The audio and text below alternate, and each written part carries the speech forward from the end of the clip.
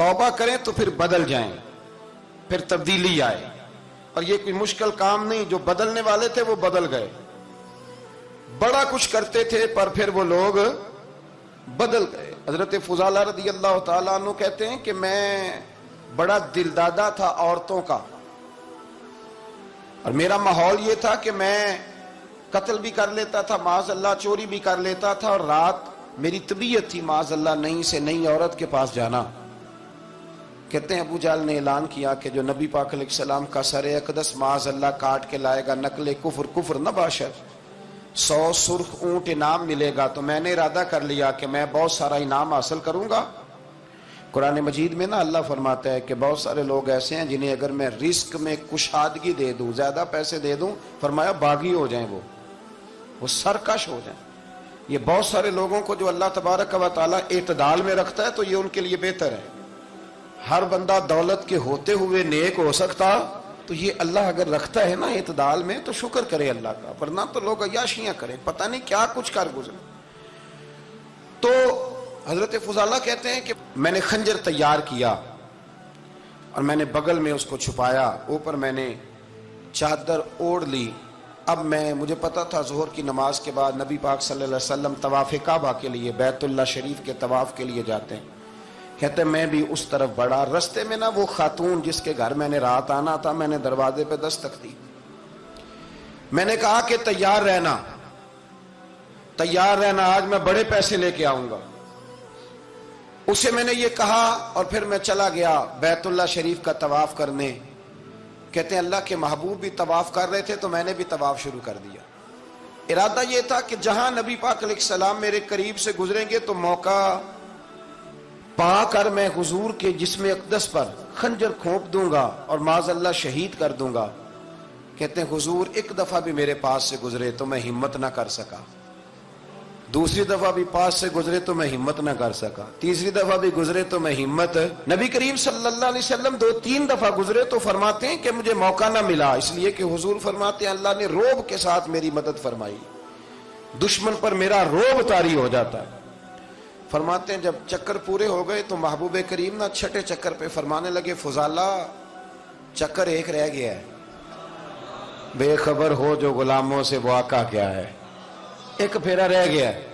कहते तवाफ मुकम्मल हो गया तो महबूब मेरे करीब आए, फरमाया वो काम करते क्यों नहीं जिसके लिए आए थे। मैंने अर्ज की या रसूलल्लाह कौन सा काम, कैसा काम? अंदर तो चोर था ना, बांझ फकीरों किसे नहीं मारिया ए हुई चोर अंदर दा, अंदर चोर था ना। कहते हैं हुजूर ने मुझे कंधे से पकड़ के हिलाया, फरमाया करते क्यों नहीं।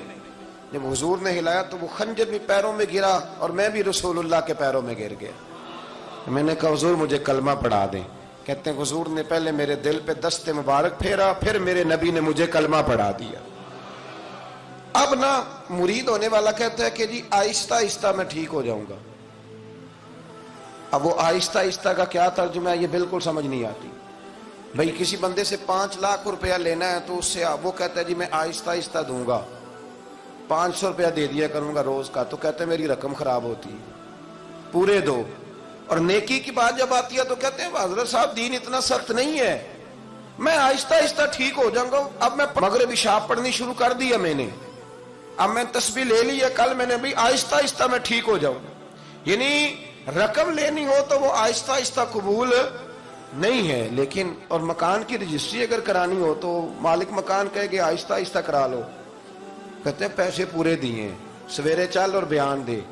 ये क्या बात हुई? यहां ये जो हमारा माहौल था ना, कर लेंगे हो जाएगा, यकीन करें लोग कब्रों में चले गए हैं पर मस्जिदों में नहीं आए। हर काम से लोग रिटायर हुए पर गुनाहों से रिटायर नहीं हुए। आखिर तक तबाही उतर गई लेकिन लोग बदलने को तैयार ना हुए। हजरत फुजाला कहते हैं अभी मैंने कलमा पढ़ा, अभी मैं वापस आया, रस्ते में वो बीबी खड़ी थी। कहते मैं वो शख्स था कि औरतें मरती थी मेरे ऊपर और किसी की जुर्रत थी कि वो आए बाएं शाएं करे, लेकिन फरमाते हैं मैं बीबी के पास से गुजर गया। पहले तो उसका ख्याल था रुकेगा, लेकिन जब मैं रुका ना तो दरवाजे पे आई, और जब मैं गुजर गया तो उसने आवाज दी, लेकिन मैंने सुनी अनसुनी कर दी। जब आगे बढ़ा तो मेरे पीछे दौड़ी। فرماتے ہیں مجھے پکڑ کے کہنے لگی فضالہ تجھے کیا ہوا؟ تو وہی نہیں جو یہاں سے گیا تھا؟ آپ فرماتے ہیں میں کبھی نہیں رویا تھا، میں کبھی نہیں رویا تھا۔ اور جب کہا نا تو وہی نہیں، کہتے میں نے سر اٹھایا تو میری آنکھوں میں آنسو تھے۔ میں نے کہا میں جو گیا تھا وہ نہیں ہوں، اب تو میں محمد عربی کا غلام بن گیا، اب میں وہ نہیں ہوں، اب نہیں ہو سکتا کہ کوئی میری نظر میلی ہو جائے، یہ کیسے ممکن؟ اب نا اسلام کی تعریف ہم نے یہ کی ہے کہ خبردار کوئی ہمارے قریب نہ آئے، ہم کسی کو بات نہیں کرنے دیتے کہ ہم مسلمان ہیں، ہم بات نہیں کرنے دیتے۔ پتہ کیا بات ہے؟ ایک میری یہ تقریر ہوتی ہے ممبر پہ، اور ایک میرا عمل ہوتا ہے جب میں سفر کرتا ہوں، جب میں گاڑی میں بیٹھتا ہوں، جب میں دوستوں سے ملتا ہوں۔ جب ان دونوں باتوں میں تضاد آتا ہے نا، تضاد، تو لوگ تقریر کو جذبات نہیں کہتے، ایک فن بن جاتی ہے تقریر۔ آپ کو پتہ ہے نا وائزین نعت خواں کہتے ہیں میں نے محفل لوٹ لی، پھر لوگ شمار کرتے ہیں کتنے لوگوں نے سبحان اللہ کہی، پھر لوگ شمار کرتے ہیں کہ آج 5 بندے روئے بھی تھے جب میں تقریر کر رہا تھا۔ تو پھر یہ فن ہے، یہ جذبات کا اظہار۔ سمجھ لیں بات کو کہ عمل جب آپ نہیں نہ کرتے عمل، تو آپ خود بڑے بے چین رہتے ہیں کہ یار یہ میں کیا کر رہا ہوں، یہ کون سا گورکھ دھندا ہے کہ میرا عمل صفر ہوتا جا رہا ہے۔ ہمارے ایک استاد تھے تو وہ فرمایا کرتے تھے کہ اگر پڑھے لکھے آدمی کو تم بے عمل دیکھو تو اس سے دور ہٹ جایا کرو، ورنہ تمہیں بھی بے عمل کر دے گا۔ میں نے ان سے عرض کی، میں نے کہا حضور یہ کیا ہے؟ تو فرمانے لگے اپنے حضرت صاحب سے پوچھنا، وضاحت کریں گے۔ میں نے حضرت صاحب سے کہا جی عجیب بات کر دی ہے، علم والے بندے کے پاس بیٹھ کے تو علم آتا ہے۔ تو وہ فرما رہے تھے کہ علم والے بندے کے پاس اگر وہ بے عمل ہو تو بالکل نہ بیٹھنا۔ تو حضرت صاحب فرمانے لگا انہوں نے صحیح کہا ہے۔ اب بات بہت بڑی ہے، پتہ نہیں آپ کی سمجھ میں آتی ہے نہیں آتی، بہرحال کر دیتا ہوں۔